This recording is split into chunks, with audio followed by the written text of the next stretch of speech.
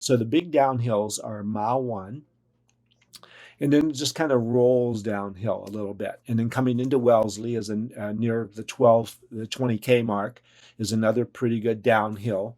So, and it's the Scream Tunnel also. The college students there at Wellesley College. It's an all women's school, and they're out. It's there. They now have a reputation. It's called the Scream Tunnel, and you can hear them from a half a mile before you get there. And the energy that's there just is easy to kind of sweep you along, and all of a sudden you do a surge and you get to the other end of it and you realize, oh my goodness, what did I just do? So, so, so again, and that's down, there's a downhill section there too. So to hold back on those sections and just wait and wait. If you're going to take advantage of downhills and trying to run faster because it's downhill, save that for the last 5 miles because it's also, excuse me, all downhill from there. Heartbreak Hill crests at about close to 21-mile mark, and then you run a little saddle, and then you're running past Boston College, and it starts downhill, and it's downhill all the way. It's more than 100 feet high at Boston College, about 120 feet, and it's only 10 feet in altitude at the finish line. So that's all downhill. It's even though the hills that exist from mile 16 to 21, there are four hills of 600 to 800 meters in length each. And everything else in that 5 mile stretch is flat and somewhat downhill.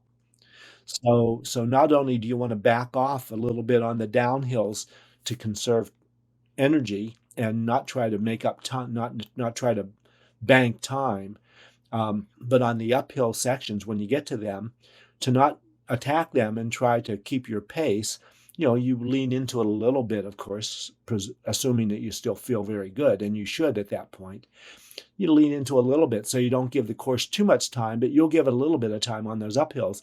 But again, they're only 600 to 800 meters in length total. And then and now you're well into the race. You're somewhere between 16 and 21 miles. So you have a better sense and a feel of what you have left and for the distance you have left. And you can start making up some of your time on those flat stretches between the uphills.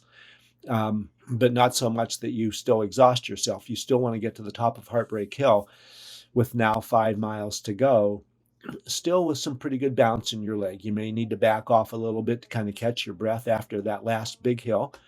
But once you start running downhill, if you're going to run well at Boston, you need to have saved your legs for those last 5 miles of downhills.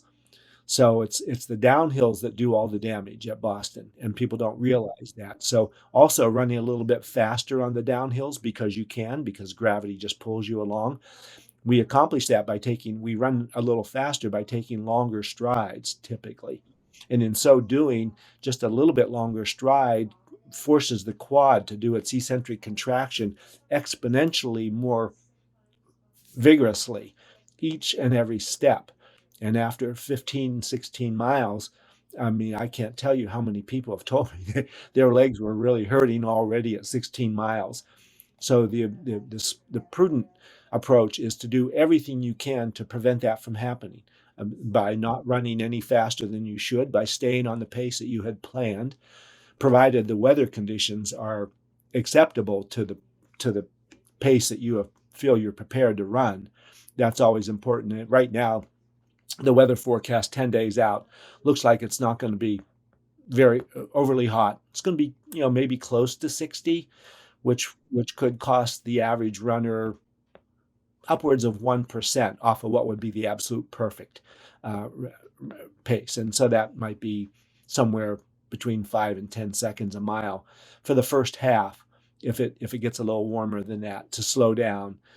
And then if you find that you've been more conservative than you needed to be, you'll have just that much more energy for the second half of the race anyway. So you're not having given the course time that you'll never get back. Far better to be 15 seconds a mile too slow through the first half than 5 seconds a mile too fast.